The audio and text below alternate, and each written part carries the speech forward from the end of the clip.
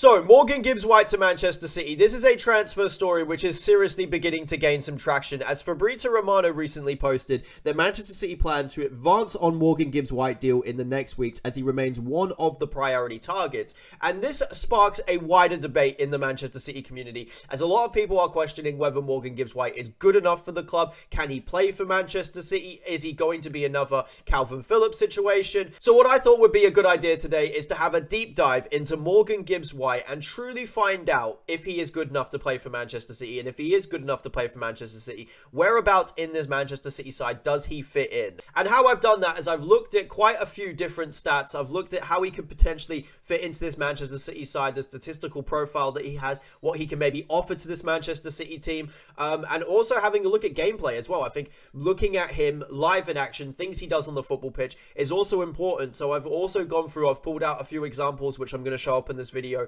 of things that I think he does really well on the football pitch. So let's just get straight into it. And let's begin with what he can offer to this Manchester City side, what he does well. And I think the number one thing that I noticed when watching Morgan Gibbs-White was he is absolutely technically brilliant. And to play in this Manchester City side, you need to be technically gifted. You look at all of the midfielders that have got sustained game time in the Manchester City midfield. Even if you look at the midfield this season, Ilkay Gundogan, Mateo Kovacic, Bernardo Silva, all three of those players are absolutely fantastic technicians on the football. So that is a very key aspect of looking at a midfielder playing for Manchester City, is see how good are they technically on the ball, what can they do with the ball at their feet. And to be honest, when I watch Morgan Gibbs-White, he completely passes the eye test. And another thing that I really do like about him as well is his one-touch link-up play. I've seen quite a lot of clips of him and, you know, knocking those little 1-2s with players, really, really good technically. And that's a big thing, I think, when you play for Manchester City, as I said before, is being a good technical footballer in the midfield, no matter what your role is, whether you're a defensive midfielder or an attacking midfielder.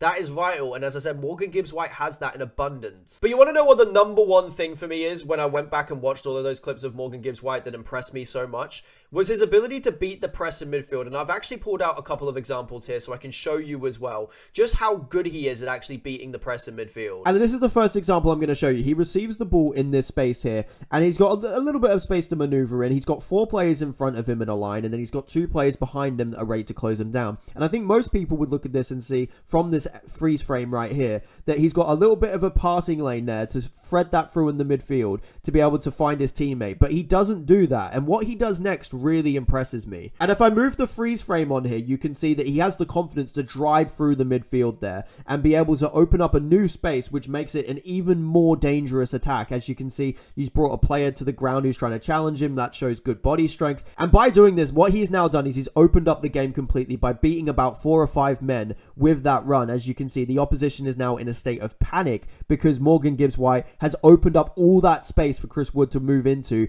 in that channel. And as you can see in the next freeze frame, he plays the ball onto Chris Wood 1v1 with the centre back. And I don't know if Chris Wood makes anything out of this situation, but for example, if that's Erling Haaland in this situation, this is an incredibly dangerous situation in which he's opened up. And that is probably the biggest thing that I'm an admirer of in Morgan Gibbs-White's game, is having that confidence in his ability to drive through tight spaces in midfield with really good footwork. He's a really confident player, and when you do stuff like that, as I just showed you in that clip right there, it opens up space for other players to run into, and it makes the transition so much more dangerous. And I want to show you another example right here, because I think this shows the versatility in which he has in terms of his ability to beat the press. And you can see here, he's surrounded by about 3, 4, 5 white shirts with his back to goal. Now, a lot of players will probably try and take a touch backwards to probably try and, you know, get some support to be able to find a passing option, but not Morgan Gibbs-White. Morgan Gibbs-White recognizes the space in behind that player that is trying to go press him, and what he does is he flicks it around him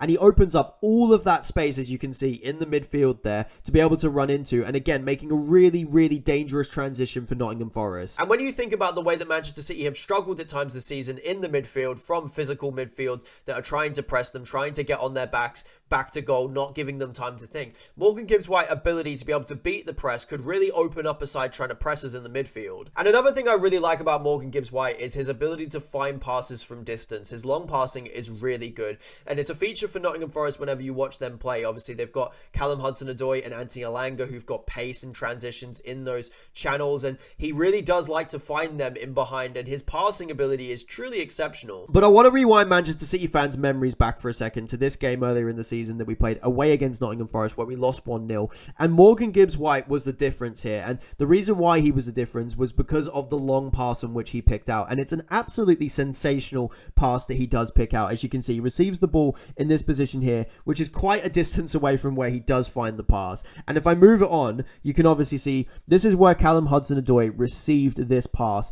And it's an absolutely exceptional ball that leads to them scoring. But it all comes from Morgan Gibbs-White having the vision and the ability to play that pass out into that channel from Callum Hudson-Odoi. But you want to know what the thing is that actually really impressed me as well after this long pass? Is his reaction to the pass. He doesn't just stand there. He doesn't just appreciate the pass that he makes. He busts his gut, as I'm about to show you right here, to get to the penalty area when Callum Hudson-Odoi arrives. Now, Callum Hudson-Odoi does not pick him out. He shoots and he ends up scoring at the near post against Ederson. But Morgan Gibbs-White makes the run unmarked into a really dangerous area on the edge of the box. And if Callum Hudson-Odoi spots it at this moment in time, he could roll it back to Gibbs-White and give him a very, very good opportunity on goal. And it's not just his ability to play lofted passes in the air as well. It's also his ability to find incisive through balls from distance as well. And I'm going to use this example right here as a clip that really impressed me against Fulham earlier this season. As you can see, Morgan Gibbs-White receives the ball around the center circle here, and he uses a lovely little chop here to be able to beat the midfielder and open up all that space that you can see around the referee, to open up that area to be able to make that pass. And as you can see, the pass is absolutely exceptional in front of Callum Hudson-Odoi, ready for him to run onto. And as you can see, it creates a very dangerous situation for Fulham to defend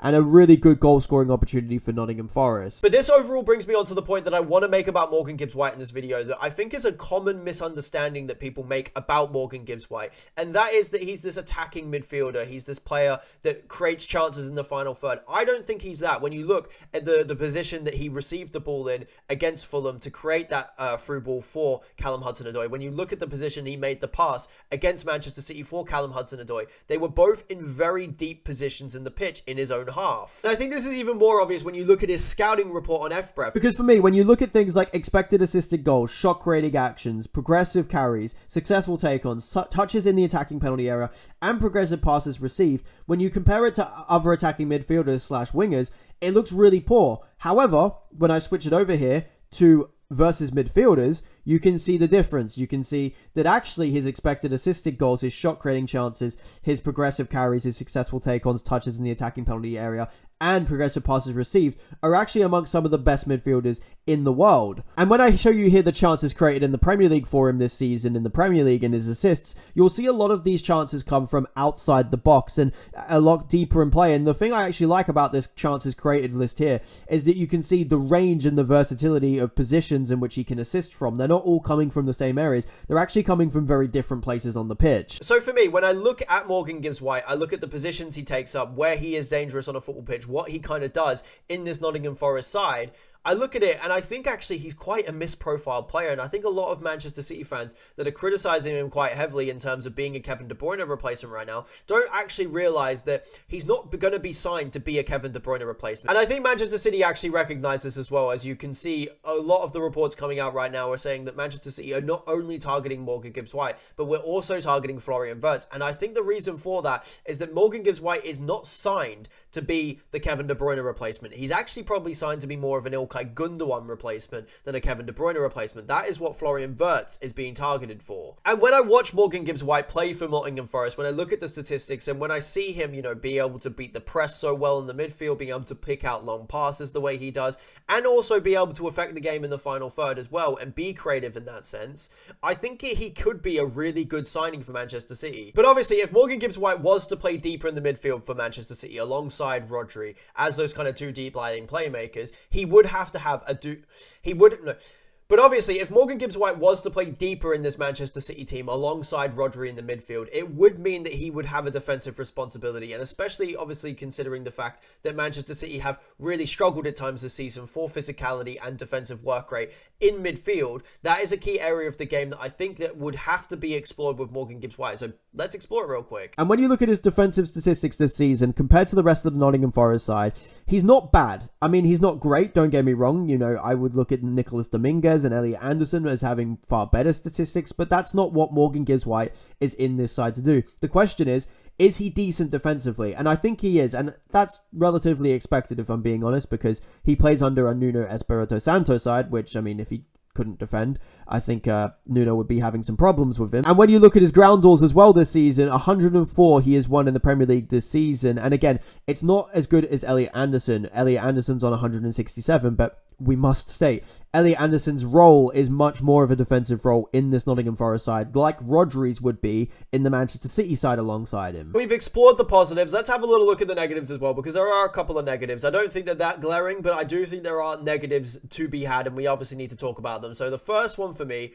would be his goal return. I do think that he can do better as a goal return. He's got 5 goals in the last 3 consecutive Premier League seasons, which isn't a bad return, as I could say, but I do think it could be better. I think that he could score more goals, and specifically for Manchester City, when you think of, the job that some of our midfielders have done goal scoring wise in previous seasons, you would like to think that Morgan Gibbs-White can step up with some more goals. But we've also got to remember that for Manchester City, he could do more. He could definitely score more goals, because Nottingham Forest, the way that they play is a lot deeper in play. They do not get into the final third as much as Manchester City will, so he would have more opportunities to score goals in a Manchester City shirt, and I don't think he's got a bad finish on him from range. I've seen him stick a few in the top corner, and I think he's got a good variety of finishes as well. I think from different situations he can finish with a different selection of finishes. So for me, I do think that that is also a positive to his game as well. But in terms of actually, his record isn't great. However, one thing that we definitely do need to bring into context, as I just said before, Manchester City and Nottingham Forest play very two different styles of football.